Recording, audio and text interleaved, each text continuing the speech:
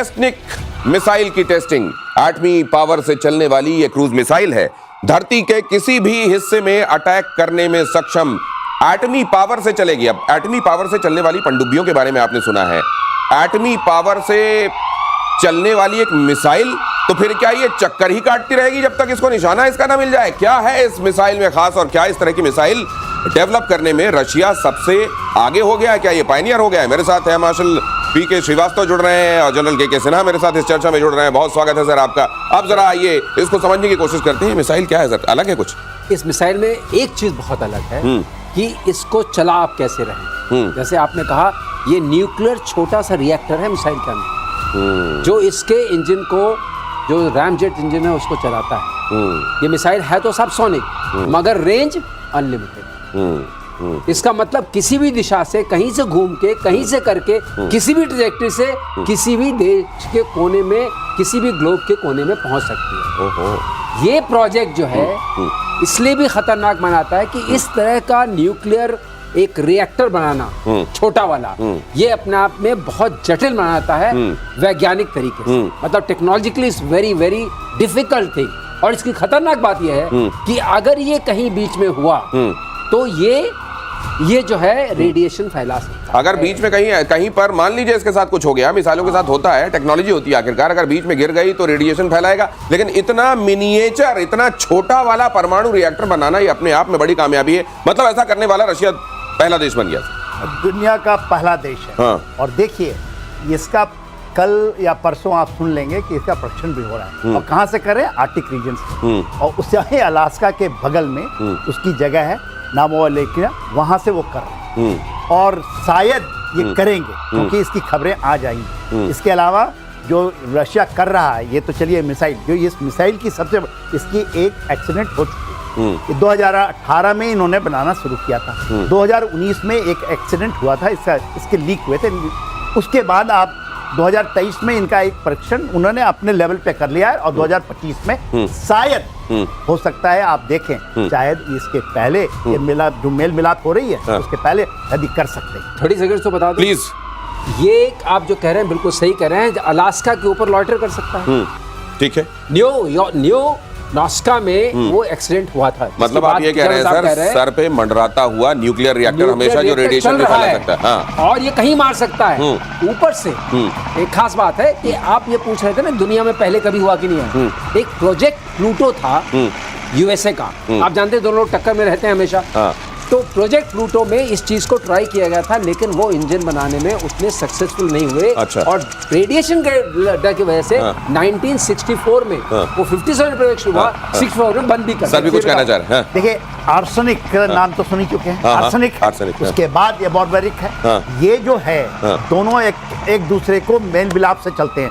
वो वहां पर ICBM है और एक इमीडिएट रेंज मिसाइल है। और ये तो आपने बताया इनडेफिनेट, ये चक्कर पे चक्कर लगा सकता है। ये चक्कर पे चेंज द डायरेक्शन। क्या ये दुनिया को भी चक्कर पे चक्कर में, खास तौर से अमेरिका को चक्कर में डालने वाला है क्या? ये एक बड़ा सवाल है। और निश्चित रूप से अमेरिका इसको लेकर अलर्ट तो हो ही गया होगा। और चीन ने पहली बार जारी किया है DF-100 मिसाइल का वीडियो। चीन का सुपरसोनिक क्रूज मिसाइल DF-100 की रेंज 3000-4000 किलोमीटर, मैक 4 क्रूजिंग रफ्तार से टारगेट पर सटीक अटैक करता है। ये देखिए जरा, ये DF-100 पहली बार दुनिया के सामने इसको दिखाया गया है। और ये विजुअल यहां जरा दिखाइए, और पीके श्रीवास्तव सर इसको एक्सप्लेन करेंगे। सर, ये डोंगफेंग DF, वो हमेशा डोंगफेंग रखते हैं। जो भी उनकी बैलिस्टिक मिसाइल होती है उसको डोंगफेंग बोलते हैं। और जो क्रूज होती है उसको CF बोलते हैं। अच्छा। ये उनका स्टैंडर्ड नाम। Ballistic is Dongfeng. बड़े अपने आप में नाम ही खतरनाक लगे सुनने में। आदमी डर जाए। बिल्कुल सही बात है। तो ये क्या है सर? ये तो लग रहा है जैसे कोई ऐसा है, इन्होंने गुआम को रेंज में डाल दिया है। अच्छा। अमेरिका गुआम को रेंज में डाल दिया है। और गुआम में क्या है उनका? आपके स्ट्रेटेजिक बॉम्बर्स हैं। वो B-2 जो गया था, जिसने जी ईरान को दहलाया था। मिडनाइट में हैमर चलाया था। फोर्दो पे जिसने अपना GU-57 GBU-57 डाला था। तो इसको रेंज में ला दिया है। अच्छा। उधर से टैरिफ की मारपीट चल रही है। तो इधर चाइना ने दिखाया, भाई हमारे पास डोंगफेंग 100 है। अब आप भी हमारे जद में है। ये मत समझिए, that's called balancing. China is also trying to balance on all fronts. जैसे पाकिस्तान को लेके दोनों लगे हुए हैं कि मेरा भी तेरा भी, उसी तरह गुआम के ऊपर करके कि आपका जहां फाइटर जो मेन आपका स्ट्रैटेजिक बॉम्बर बेस है हमारी जद में है, तो आप भी संभल के रहिए, अब हम लोग बैठ के बातचीत कर लेते हैं। तो ये अमेरिका को एक तरीके से धमकाने के लिए ये प्रदर्शन किया गया है। तो उधर रशिया ने जो मिसाइल बना ली और इधर ये डोंगफेंग दिखा दिया गया, इसको किस तरीके से टैरिफ वाले ट्रंप चाचा ले रहे होंगे, ये भी जरा सोचने वाली बात है। और चीन ने पहली बार ये जो DF-100 का मिसाइल का वीडियो जारी किया है, ये चीन का सुपरसोनिक क्रूज मिसाइल, ये मैंने आपको दिखाया। अब जरा यहां देखिए क्या हुआ है। अमेरिका दौरे पर असीम मुनीर ने एक बार फिर गीदड़ धमकी दी। गुजरात के जामनगर रिफाइनरी को टारगेट बनाने की धमकी। दुनिया का सबसे बड़ा सिंगल साइट रिफाइनिंग कॉम्प्लेक्स है जामनगर। अब ये जो जामनगर है, इसको लेकर धमकी दी जा रही है। भारत के महत्वपूर्ण इंस्टॉलेशंस को लेकर धमकी दी जा रही है। और ये धमकी, ये एक बार फिर से ये धमकियों का सीजन 2 है। और ये धमकियां खोखली होती हैं, ये दुनिया ने देख लिया है एक बार फिर से। लेकिन वो रवायत है उस देश की, तो उस रवायत को एक बार फिर से निभाया जाए। लेकिन सर, इंस्टॉलेशन का नाम लेकर ये बोलना, ये इस बार धमकी को विश्वसनीय बनाने के लिए किया जा रहा है क्या? विश्वसनीय बनाने के लिए ऊपर से ये डराने की कोशिश कर रहे हैं, क्योंकि जिस इंस्टॉलेशन का नाम ले रहे हैं वो रिलायंस ग्रुप की है। मुकेश अंबानी दुनिया के सबसे अमीर लोगों में माने जाते हैं। तो इन्होंने ये दिखाने की कोशिश की, जो आप तेल जिसके लिए आप रशिया के पास जा रहे हैं, आपकी रिफाइनरी को मैं नष्ट कर दूं, ये कहने की कोशिश। इधर भाव के कर कुछ नहीं पाएंगे। लेकिन देखिए क्यों हो रहा है ये सारा। ये इसलिए हो रहा है कि ट्रंप कह रहे बेटा 2-4 डायलॉग और मारो, मेरी मीटिंग वहां भी होने वाली है, और शायद अब उनकी मीटिंग प्राइम मिनिस्टर मोदी से भी होने वाली है। ये उससे पहले का माहौल बनाया जा रहा है। आपके पास कुछ होते हैं ना फ्रंट स्टेट, जिसको ये बोलते हैं, प्रॉक्सी स्टेट बोलते हैं कुछ लोग बोलते हैं कि हमारे पेट स्टेट्स हैं। तो ये पेट स्टेट से कुछ कहलवाया जाता है। और ये ऑप्टिक्स करना, ये उनकी, तो आप जानते हैं जो हम उनकी प्रेसिडेंट ट्रंप की आदत में है कि तुम लोग भी बोलना शुरू करो। क्योंकि जब वो नोबेल पीस प्राइज लेना चाहते थे, तो किस ने बोला?